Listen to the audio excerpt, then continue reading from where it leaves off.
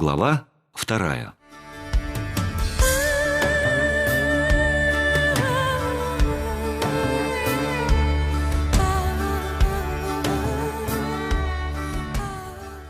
В первое мгновение Ричард оцепенел. Он не мог понять, что происходит и как вести себя в такой ситуации. Кто знает, может, эти четверо в плащах вовсе не замышляют недоброго. Может, стоит еще немного подождать, посмотреть, что будет дальше.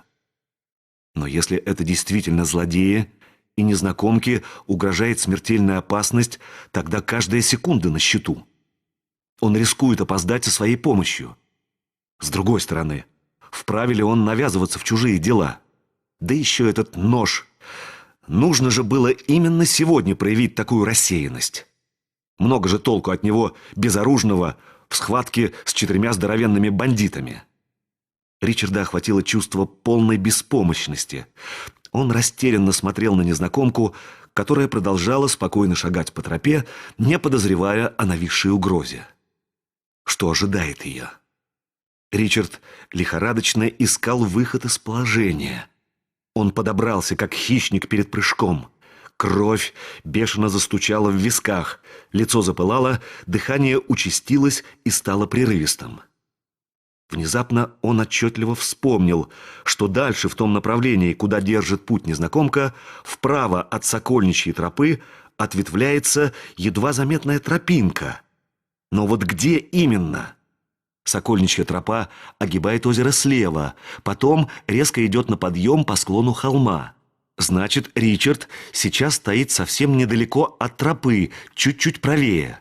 Следовательно, если девушка никуда не свернет, он попросту дождется ее здесь и предупредит об опасности.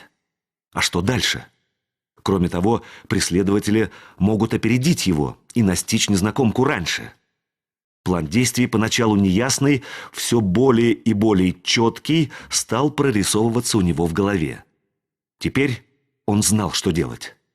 Стряхнув оцепенение, Ричард со всех ног помчался вниз, навстречу девушке. Только бы успеть добежать до развилки, пока она не прошла мимо. Только бы злодеи не напали раньше. Ричард выведет ее из леса по той узенькой тропке. Она удаляется от границы, от опасности, а там уже рукой подать до Хартленда, небольшого городка, где можно рассчитывать на помощь. Надо получше скрыть следы, чтобы преследователи, ничего не заметив, продолжали идти по основной тропе. Пока они поймут, в чем дело, их несостоявшаяся жертва будет уже в безопасности. Ричард не успел толком прийти в себя после погони за страшной крылатой тварью и бежал теперь с трудом, задыхаясь и обливаясь потом. Ветер свистел в ушах, солнечные блики слепили глаза. Тропа петляла по лесу, но сейчас это было только на руку. Деревья скрывали Ричарда от четверки негодяев, а мягкий хвойный ковер, устилавший землю, приглушал топот. Он стал бежать чуть медленнее, выискивая взглядом развилку. Все знакомые ориентиры прятались за деревьями, и он боялся пропустить ее, не заметив. Ведь боковая тропинка такая узкая. А дорога все петляла и петляла, и за каждым поворотом Ричард, надеявшийся наконец увидеть развилку, падал духом. Но он заставлял себя бежать дальше и думал о том, что скажет незнакомке. Череда образов стремительно проносилась в его мозгу. Девушка может не поверить ему, принять его за бандита, а у них так мало времени. Как убедить ее в том, что он не желает ей зла? Задыхаясь, судорожно глотая воздух, он мчался по тропе. Страшная мысль пришла ему в голову. Если он опоздает, не успеет к развилке раньше, чем там окажется незнакомка, им конец.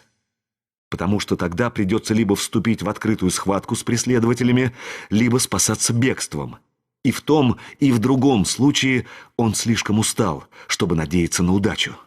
Эта мысль подстегнула его. Ричард собрал остаток сил и бросился вперед еще быстрее. Несмотря на осеннюю прохладу, он задыхался от жары, пот ручьями стекал по спине, застилал глаза. Все вокруг сливалось в одно сплошное размытое пятно. Перед очередным поворотом Ричард чудом заметил долгожданную развилку. Еще миг, и он пробежал бы мимо. Остановившись, Ричард первым делом внимательно обследовал тропу. Все в порядке. Незнакомки тут еще не было. Кажется, успел. Он облегченно вздохнул и, наконец, позволил себе расслабиться. В полном изнеможении рухнул на землю. Потом, выравнивая дыхание, встал на колени. Ну что ж, пока все идет по плану. Ему удалось опередить незнакомку, теперь остается ждать ее здесь и постараться убедить в своих добрых намерениях. И сделать это надо как можно быстрее, иначе будет поздно. Весь мокрый и взлохмаченный, сидя на земле и морщась от боли в левом боку, Ричард подумал, что со стороны он, должно быть, выглядит довольно глупо. А вдруг девушке совсем ничего не угрожает? С чего он взял? Может, она еще совсем молоденькая, вот и решила поиграть в разбойников со своими дружками или старшими братьями. То-то они посмеются, когда увидят его. Ричард посмотрел на руку, ужаленную лозой. Кожа вокруг ранки покраснела и воспалилась, словно от ожога. Он снова подумал о жуткой крылатой твари, пролетевшей над лесом. Потом мысли его вернулись к незнакомке. Он отчетливо восстановил в памяти ее образ, поведение, походку. Нет, это не походка беззаботной девчонки. Она шла спокойно и размеренно, прекрасно зная, куда идет и зачем. Так ходят взрослые. Ричард вновь ощутил леденящий ужас, охвативший его при виде четверых, кравшихся по ее следам, словно хищники. Третье порождение зла. Ричард решительно покачал головой. Никакая это не игра. Он сразу понял. Нет, не игра. Они преследуют ее. Ричард поднялся с земли. Прежде чем выпрямиться во весь рост, он согнулся, обхватил руками колени и сделал несколько глубоких вздохов. Он был готов к встрече с незнакомкой. Но когда та появилась из-за деревьев, у него на миг перехватило дыхание. Высокая, стройная, почти одного с ним роста, она была в белом платье с квадратным вырезом. Лишенное каких бы то ни было украшений, изысканное в своей простоте, оно не спадало мягкими складками, подчеркивая красоту и изящество ее фигуры. Гладкая блестящая ткань, колеблемая ветерком, словно ласкала незнакомку. Густые каштановые волосы легкой волной струились у нее по спине. Единственное, что выдавало в ней путешественницу, бежевый кожаный мешочек, умело притороченный к поясу. Она остановилась, и складки, колыхавшиеся при ходьбе наподобие королевской мантии, разом поникли, собравшись у ног. Ричард шагнул навстречу, но остановился на почтительном расстоянии, опасаясь встревожить ее своим внезапным появлением. Она же продолжала стоять неподвижно, сохраняя достоинство, и без тени страха взирала на Ричарда изумрудно-зелеными глазами. Брови незнакомки вопросительно изогнулись, напоминая крылья хищной птицы. Взгляды их встретились, и Ричарду показалось, что он растворяется, исчезает, становится частью незнакомки. Он внезапно понял, что знал ее всю жизнь. Она всегда была рядом, и все его желания не более чем отражение ее желаний, ее потребностей, ее воли. Он чувствовал, что перестает существовать как личность. А незнакомка все смотрела ему в глаза, словно пытаясь проникнуть вопрошающим взором в самые сокровенные глубины его сознания. «Я здесь, чтобы спасти тебя», — мысленно произнес он, и слова эти отчетливо, как никогда, прозвучали у него в голове. Взгляд ее смягчился, напряжение спало. Что-то в ее глазах привлекало Ричарда. Ум. Там светился ум, а еще чистота и цельность натуры. Ричард понял, что все в порядке. «Время дорого», — опомнился он. «Я сидел там, наверху», — начал он, махнув рукой в сторону холма, — «и увидел тебя». Она взглянула в указанном направлении, но увидела лишь густые кроны деревьев. Ричард растерянно замолчал, досадуя на себя за столь глупый промах. Незнакомка выжидающе смотрела на него. Он начал снова, пытаясь говорить как можно спокойнее. «Я сидел на вершине холма и увидел тебя. Ты шла вдоль берега, а за тобой крались какие-то люди». Внешне спокойная, она не сводила с него напряженного взгляда. «Сколько их?» «Странный вопрос», — подумал Ричард, но послушно ответил. «4». Румянец сбежал с ее лица. Она встревоженно обернулась, обводя глазами окрестности и зорко всматриваясь в каждую подозрительную тень. Затем взглянула на Ричарда. Теперь ее изумрудные глаза смотрели на него испытующе. «Ты решил помочь мне?» Если бы не страшная бледность, она казалась бы совершенно спокойной. «Да!» Ее взгляд снова смягчился. «Что мы должны делать?» «Здесь есть узенькая тропинка. Надо свернуть туда. Эти люди ничего не заметят и пойдут дальше по дороге. Пока они догадаются, в чем дело, мы будем далеко». «А если они пойдут за нами?» «Я уничтожу следы. Они ничего не заметят». «Нет, нет!» Стараясь придать убедительность своим словам, он энергично замотал головой. «Послушай, у нас мало времени». «Ну а если все-таки заметит?» Прервала она его на полуслове. «Что тогда?» Ричард внимательно посмотрел на девушку. «Они очень опасны?» «Очень». Она вся сжалась, и в глазах ее на долю секунды отразился слепой, леденящий ужас. Ричард успел перехватить взгляд. Его пробрал озноб, но уже в следующее мгновение он сумел взять себя в руки, взъерошил пятерней шевелюру и решительно произнес: «Ничего, тропинка слишком узка, им не удастся окружить нас, тем более что по обочинам непроходимые заросли». «Ты вооружен?» Он отрицательно покачал головой, не в силах что-либо сказать от досады на собственную рассеянность. Незнакомка все поняла и кивнула в ответ. «Тогда поспешим». Приняв решение, они замолчали, опасаясь привлечь внимание преследователей. Ричард быстро, умело уничтожил следы и жестом велел девушке идти вперед, в случае чего он окажется между ней и бандитами. Она послушно двинулась в указанном направлении. Ни тени сомнения не отразилось на ее лице. Блестящая белая ткань вновь ожила и мягко заструилась в такт легким шагам. Тропинка петляла по охотничьему лесу, пробиваясь сквозь сплошные заросли кустарника и молодых деревьев.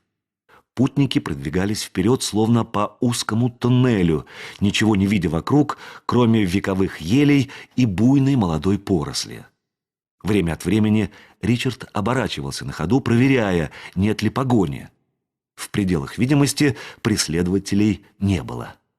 Незнакомка быстро шагала впереди, подгонять ее не приходилось. Вскоре тропинка пошла на подъем.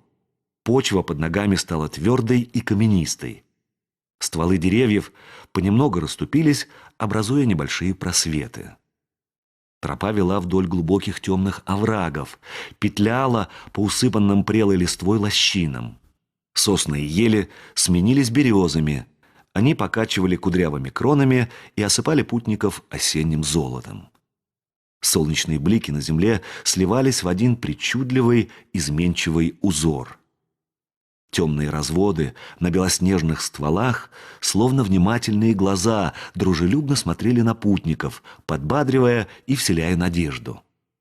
Ничто не нарушало мира и спокойствия, царившего в роще. Даже редкое хриплое карканье ворон звучало не столь тревожно, как обычно. Тем временем тропка вывела путников к подножию высокой причудливой гранитной скалы. Ричард хорошо знал это место, славившееся тем, что любой, даже самый тихий звук, отражаясь от камня, многократно усиливался и разносился далеко по окрестным холмам. Он неслышно приблизился к незнакомке, приложил палец к губам и жестом дал понять, что идти следует осторожно, ступая лишь на камни, покрытые мхом. Густой слой листвы скрывал под собой сухие, предательски хрустевшие под ногами ветки. Ричард разворошил листья и показал одну из них, изобразив, будто ломает. Девушка, понимающе кивнула и, подобрав подол платья, шагнула было на камень, но Ричард тихо тронул ее за руку, предупреждая еще об одной опасности. Мох был мокрым и скользким. Незнакомка улыбнулась, снова кивнула и быстро пошла вперед. Улыбка согрела Ричарда, ненадолго притупила мучительную тревогу и вселила уверенность. Теперь ему казалось, что все будет хорошо. Тропа неуклонно вела вверх, и чем выше они поднимались, тем реже на их пути попадались деревья. Плодородная почва осталась позади, внизу, а здесь, среди камней, не могло прижиться почти ни одно растение. Лишь изредка взгляд натыкался на искривленные маленькие деревца в каменистых расщелинах, прижавшиеся к земле в непрерывной борьбе с ветрами. Потом исчезли и эти уродцы. Лес кончился. Теперь они шли среди скал. Временами тропинка исчезала, становилась незаметной. Порой появлялись обманные тропинки. Незнакомка стала часто останавливаться и вопросительно оглядываться на своего проводника. Но тот каждый раз успокаивал ее, показывая то жестом, то взглядом нужное направление. «Интересно, как ее зовут?» — подумал Ричард. «Впрочем, сейчас не время для разговоров». Подъем стал совсем крутым. Этот участок пути был труден даже для опытных путешественников. Однако незнакомка шла так же легко и быстро, как и раньше, не выказывая признаков усталости. Только сейчас Ричард смог разглядеть ее обувь. Крепкие, удобные башмачки с мягким кожаным верхом. Да, пожалуй, длительные переходы ей не в новинку. Прошло уже более часа, как позади оказалось последнее дерево, а тропка продолжала вести их все выше, к самому солнцу. Хартленд находился в западной стороне, но, огибая валуны, они уклонились к востоку. Сейчас беглецам это было только на руку, ведь злоумышленникам, если те все еще преследуют их, придется смотреть против солнца. И все же не стоило терять бдительности. Путники шли, низко пригибаясь к земле. Ричард то и дело оглядывался назад. Погони нигде не было видно. Конечно, утром у озера бандиты тоже старались никому не попадаться на глаза и прятались довольно умело. Но здесь, на открытой местности, укрыться негде. Ричард успокоился. Скорее всего, 4 мерзавцев остались на Сокольничьей тропе. С каждым шагом беглецы удалялись от границы и приближались к Хартленду. И с каждым шагом в Ричарде росла уверенность в успехе. План сработал. А между тем боль в руке не унималась. Теперь она резко пульсировала, как при нарыве. Ричард начал подумывать о привале, но незнакомка решительно шагала вперед, как будто нисколько не утомилась. Она спешила так, словно погоня следовала за ней по пятам. Ричард вспомнил, как она сжалась от ужаса, когда он спросил, насколько опасны те негодяи. Да, видимо, привал делать рано. Время шло, утренняя прохлада сменилась жарой. День выдался необычайно теплым для осени. Редкие облачка неспешно скользили по лазурной глади небес. Одно из них привлекло внимание Ричарда. Облако походило на извивающуюся змею, готовую к нападению. Он вспомнил, что уже видел такое облако. Только вот когда? Вчера или сегодня? Не забыть при встрече рассказать об этом Зедду. Старик знал язык облаков, и Ричарду частенько приходилось терпеливо выслушивать долгие назидания наставника о важности небесных знамений. Наверное, Зед сейчас тоже следит за облаком и гадает, заметил ли что-нибудь его ученик. У южного склона тупой горы тропа резко пошла вверх. С одной стороны узенькую дорожку ограничивала отвесная скала со срезанной вершиной, благодаря чему гора и получила свое название. С другой зияла бездонная пропасть. Взором путников открылась великолепная панорама. Слева терялись в дымке отроги приграничных гор, внизу простирался на многие мили дремучий охотничий лес. Кое-где на зеленом фоне попадались странные бурые пятна. Больше всего их было поблизости от границы. «Умирающие деревья», — сообразил Ричард. Он понял, что и тут не обошлось без лозы. Беглецы стремительно продвигались вперед по узкой коварной тропе. Этот участок пути просматривался насквозь, и негде было укрыться от постороннего взгляда. Преследователям ничего не стоило обнаружить их. Одно утешало. Спустившись с плато, тропа бежала вниз, к оленьему лесу, к городу, к людям.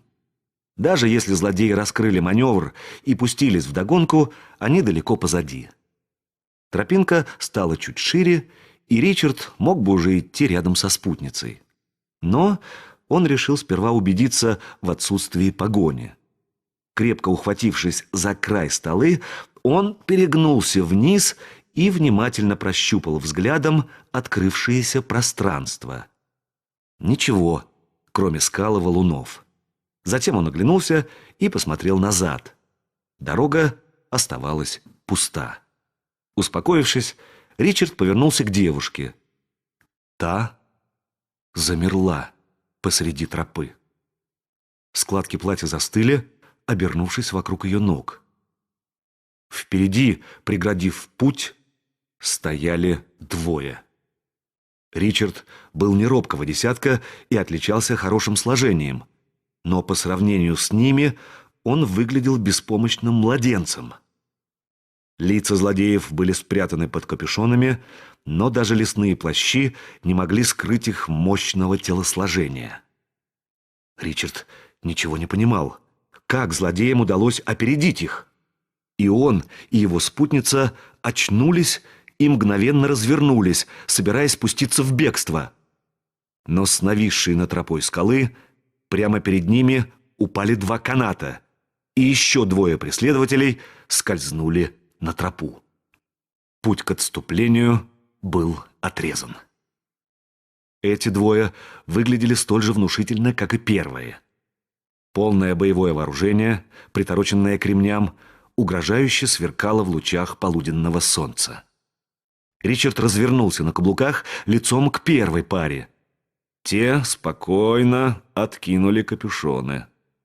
Суровые лица, обрамленные густыми светлыми волосами, были наделены какой-то жестокой красотой. «Иди своей дорогой, паренек, ты нам не нужен. У нас дело к девушке», — хриплым басом сказал один. За внешним дружелюбием в голосе прозвучала угроза, неумолимая и острая, как клинок. Бандит лениво стянул кожаные перчатки и, заткнув их за пояс, перестал обращать на Ричарда внимание. Он явно не считал серьезной помехой какого-то юнца. Судя по всему, этот тип был главарем, поскольку остальные трое, пока он говорил, молча ждали. Никогда еще Ричарду не доводилось попадать в подобный переплет. Он всегда умело держал себя в руках и благополучно избегал открытых конфликтов. Обычно ему не стоило большого труда обратить назревающую ссору в шутку, а когда слова не действовали, хватало ловкости и проворства, чтобы прекратить стычку, прежде чем дело дойдет до серьезного кровопролития.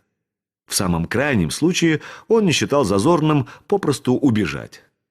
Сейчас все складывалось иначе. Эти люди явно не собирались вести светские беседы и нисколько его не боялись. И убежать он не мог. Ричард взглянул в зеленые глаза своей гордой и смелой спутницы и прочел в ее взоре отчаянную мольбу о помощи. Он склонился к ней и тихо, но твердо сказал: «Я тебя не брошу». Девушка едва заметно вздохнула, кивнула и коснулась его руки. «Держись между ними и ни в коем случае не позволяй им приблизиться ко мне одновременно», — прошептала она. «И еще, когда они подойдут, что бы ни случилось, не прикасайся ко мне». Она сжала его руку и заглянула в глаза, ожидая подтверждения. Ричард не понял, что она задумала, но кивнул. «И да помогут нам добрые духи», — прошептала незнакомка. Она уронила руки вдоль тела и повернулась к злодеям, стоявшим сзади. Лицо ее сделалось пугающе неподвижным, лишенным всякого выражения. «Ступай своей дорогой, парень!» Со сталью в голосе повторил вожак. В синих глазах разгорался огонь ярости. «Последний раз предлагаю!» Ричард сглотнул комок. Стараясь говорить спокойно и уверенно, он ответил: «Мы уйдем вдвоем». Его сердце сжалось от страха. Кровь бешено застучала в висках. «Не сегодня», — заметил главарь. Все было сказано, и он вытащил из-за пояса зловеще поблескивающий кривой кинжал. Второй бандит молча извлек из ножен короткий меч. Недобро усмехнувшись, он слегка провел лезвием по своему могучему предплечью. Клинок окрасился кровью. Сзади донесся звон стали.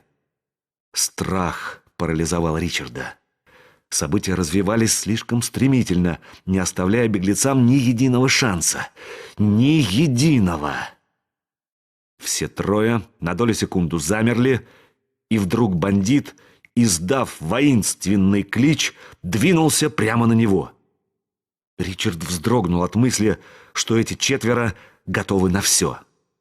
Обладатель короткого меча приближался. Тут же Ричард услыхал и чей-то рывок за спиной. Другие двое напали на незнакомку. И вдруг, в тот самый миг, когда меч, направленный на Ричарда, уже почти коснулся его груди, воздух сотряс сильнейший удар, словно гром, только без звука. Сила его была такова, что страшная боль пронзила каждую клеточку тела. Пыль взметнулась столбом, и тут же ее словно ветром сдуло. Нападавший тоже ощутил боль и, продолжая лететь на Ричарда, на мгновение отвлекся, глянув ему за спину. Этого мгновения оказалось достаточно. Ричард резко упал на спину и ногами столкнул противника с обрыва. Так и не выпустив из руки бесполезного теперь оружия, бандит упал навзничь на острые камни и остался лежать там с широко раскрытыми удивленными глазами. Тем временем один из тех, что были сзади, тоже полетел со скалы, пронзенный кинжалом. Ричард не верил своим глазам. Но не успел он опомниться, как на него бросился главарь, явно не оставивший намерения во что бы то ни стало прорваться к незнакомке. Он ударил Ричарда кулаком в солнечное сплетение и отбросил к гранитной стене. Задохнувшись от боли, юноша врезался головой в гранит. Сознание ускользало. Всеми силами, пытаясь удержать его, он цеплялся за одну оставшуюся мысль — ни в коем случае не допустить, чтобы головорез добрался до цели. Ричард сам не понял, откуда взялись силы. Здоровой рукой он вцепился в вожака и рванул его на себя. Синие глаза противника загорелись такой лютой ненавистью, что Ричарду стало страшно, как никогда в жизни. Он понял, что это конец. Отточенный клинок кривого кинжала ослепительно блеснул на солнце и по широкой дуге неумолимо устремился ему в грудь. тут, непонятно откуда, между ними возник последний из четверки, вооруженный окровавленным мечом, и нанес вожаку смертельный удар в живот. А потом сам, не заметив в пылу схватки края обрыва, свалился в пропасть вместе со своей жертвой. И еще долго в воздухе носилось эхо его предсмертного вопля. Внезапно наступила тишина. Ошеломленный Ричард долго смотрел на кромку обрыва, пытаясь оглянуться и увидеть свою недавнюю спутницу мертвой и изувеченной. Наконец, он заставил себя повернуть голову. Удивлению его не было предела. Живая и невредимая, незнакомка сидела, устало привалившись к гранитной стене скалы. Она смотрела куда-то вдаль пустым, отсутствующим взглядом. Они снова были одни. Ричард опустился рядом с ней на горячий валун. Голова раскалывалась от полученного удара. Он ни о чем не спрашивал. Главное, с девушкой ничего не случилось. Его переполняли противоречивые чувства, и говорить пока не хотелось. Она, по-видимому, испытывала то же самое. Незнакомка заметила у себя на ладони кровь и машинально вытерла ее о камень, добавив еще одно пятно к тем, что уже краснели на скале. Ричарду стало дурно. Он все же не мог поверить, что они живы. Как им удалось выжить? Это казалось чудом. Что произошло? И что означал беззвучный гром? А боль, пронзившая все тело? Он никогда не испытывал ничего похожего. Вспомнив свои ощущения, Ричард вздрогнул. Как бы то ни было, все совершила незнакомка. Сотворив что-то с напавшими на них людьми, она спасла и себя, и Ричарда. Способ выходил за рамки его понимания, но сейчас он не испытывал особого желания вникать в эту загадку. Незнакомка повернула голову. «Я даже не знаю, как тебя зовут. Давно хотела спросить, но нельзя было разговаривать». Она махнула рукой, показывая куда-то вниз, в пропасть. «Я так боялась. Я не хотела, чтобы нас обнаружили». Ричарду показалось, что она вот-вот разрыдается, но, посмотрев на нее внимательнее, он понял, что ошибся. А у него и в самом деле комок подступил к горлу. Он кивнул и сказал: «Меня зовут Ричард Сайфер». Незнакомка вглядывалась в его лицо. Легкий ветерок играл каштановыми прядями ее волос. Она улыбнулась. «Мало кто решился бы остаться со мной». Голос девушки действовал завораживающе. В ее глазах вновь засверкали изумрудные искорки. У Ричарда перехватило дыхание. «Ты исключительная личность, Ричард Сайфер». Он почувствовал, что заливается краской. Она отвела взгляд, откинула волосы, упавшие на лицо, и сделала вид, будто ничего не заметила. Она хотела сказать что-то, но в последний момент раздумала. Потом снова взглянула на него. «А меня зовут Кэлен. Кэлен Амнелл». Ричард долго смотрел ей в глаза. «Ты тоже удивительный человек, Кэлен Амнелл. Мало кто смог бы держаться, как ты». Кэлен ничуть не смутилась, а подарила Ричарду еще одну особую улыбку. Так, не разжимая губ, улыбаются люди, посвященные в тайну, известную им одним. Ричард потер болезненно нывшую шишку на затылке, проверяя заодно, нет ли там крови. Как ни странно, крови не было. Снова пытаясь понять, что произошло во время схватки, он глянул на девушку. Что она сделала и как? Сначала раздался странный беззвучный гром, и Ричарду удалось столкнуть первого противника в пропасть. В это время другой нападавший, находившийся за спиной Ричарда, ни с того ни с сего поразил кинжалом своего же сообщника. Потом убил главаря и погиб сам. «Кэлен, друг мой, объясни, если можешь, как случилось, что мы остались в живых, а те 4 погибли?» Она посмотрела на Ричарда с плохо скрытым удивлением. «Ты это серьезно?» «Что серьезно?» Она замялась. «Назвал меня другом». Ричард пожал плечами. «Конечно. Ты ведь сама сказала, что я не бросил тебя в беде. Так поступают настоящие друзья. Разве нет?» И он улыбнулся. Кэлен опустила глаза. «Не знаю». Она молча перебирала рукав платья. «У меня никогда не было друзей. Разве что сестра». Ее голос как-то странно сорвался. «Значит, теперь они появились», — бодро заявил Ричард.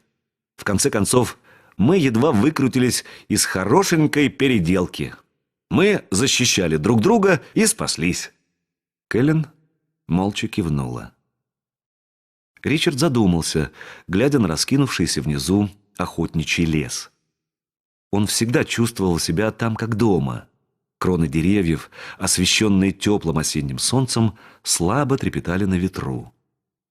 Его взгляд скользнул влево и наткнулся на зловещие бурые пятна. Гибнущие деревья одиноко стояли в окружении зеленых собратьев. До тех пор, пока он сегодня утром не увидел собственными глазами лозу, ему и в голову не приходило, что это зло распространяется по лесам, спускаясь с приграничных отрогов. В своих прогулках Ричард редко забредал так близко к границе. И то либо во время охоты, либо когда путь его лежал по Сокольничьей тропе. Граница — смерть. Говорят, тот, кто посмеет ее перейти, поплатится не только жизнью, но и душу свою потеряет. Стражи границы зорко следили за тем, чтобы кто-нибудь невзначай не забрел в опасную зону. Ричард, не поворачивая головы, покосился на Кэлен. «Ну, а как быть со второй частью вопроса? Как нам удалось остаться в живых?» «Думаю, нам помогли добрые духи», — не глядя на него, ответила Кэлен. Ричард не поверил, но не стал допытываться, хотя ему очень хотелось узнать правду. Не в его правилах было выспрашивать чужие секреты. Отец научил его уважать право других людей хранить тайны. В свое время Кэлен, если сочтет нужным, сама доверится ему. Но настаивать он не будет. У каждого есть тайна, уж у него-то самого точно. И сейчас, после гибели отца, после всех событий сегодняшнего дня, эти тайны неприятно закопошились в глубине сознания. «Кэлен», — произнес он, стараясь придать голосу ободряющую интонацию, «быть друзьями не значит обязательно говорить абсолютно все. Если ты не хочешь мне о чем-то рассказывать, то и не надо. Я все равно останусь твоим другом». Она кивнула, но глаз так и не подняла. Ричард встал с камня. Голова гудела, боль в руке не унималась, а после удара разболелась и грудь. В довершение всего он почувствовал, что страшно голоден. «Майкл!» Ричард совсем забыл, что у брата сегодня праздник. Солнце стояло уже высоко. Он понял, что рискует опоздать. Успеть бы к началу торжественной речи Майкла. Надо позвать с собой Кэлен и рассказать брату о 4 бандитах. Майкл поможет защитить девушку. Ричард протянул Кэлен руку, чтобы помочь ей встать. Она с недоумением воззрилась на него. Юноша молча ждал. Кэлен посмотрела ему в глаза и несмело протянула руку. Ричард улыбнулся. «Неужели тебе никогда не подавали руки?» «Никогда». Она избегала его взгляда. Чтобы замять неловкость, Ричард поспешно заговорил о другом. «Когда ты в последний раз ела?»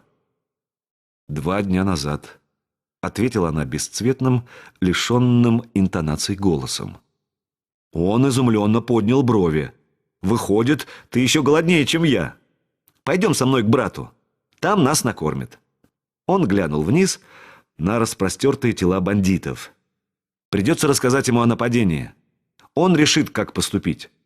Ричард повернулся к девушке. «Кэлен, а кто были эти люди?» Ее взгляд сделался жестким и суровым. Такую четверку называют кводом, вроде отряда наемных убийц. Их посылают...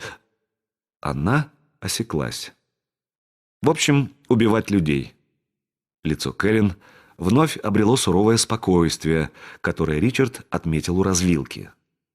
«Я думаю, чем меньше людей обо мне узнает, тем в большей я буду безопасности». Ричард испугался. Он в жизни не слышал ничего подобного. Взъерошив волосы, он попытался собраться с мыслями. В голове замелькали смутные, обрывочные воспоминания. Ричард понял, что должен задать один вопрос, и в то же время боялся ответа. Он твердо посмотрел девушке в глаза и, надеясь на сей раз услышать правду, спросил: «Кэлен, откуда пришел этот квот?» Она выдержала его взгляд. «Наверное, они выследили меня еще в Срединных землях и шли по пятам через границу». Ричард покрылся холодной испариной. Мороз пробежал по коже, волосы встали дыбом. Потом в нем начал медленно нарастать гнев. Заворочились подозрения. Она лжет. Никто не в состоянии перейти границу. Никто. Никто не может ни пройти в Срединные земли, ни вернуться оттуда. Давно, когда Ричарда еще на свете не было, границу накрепко запечатали. Срединные земли — страна колдовства.